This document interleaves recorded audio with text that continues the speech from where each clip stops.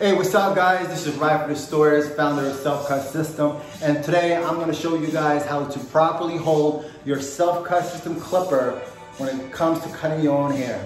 So for the beginners out there, usually when you first grab a clipper, they usually hold it the wrong way, which is this way. Don't do this, guys. Why? Because it's actually blocking your view and you can't see where you're cutting. So in order to fix that, what you need to do is you need to place your thumb right underneath the clipper and actually place the blade against your head so you have a better visibility when it comes to cutting or fading your hair. So again guys, this is the wrong way and this is the right way.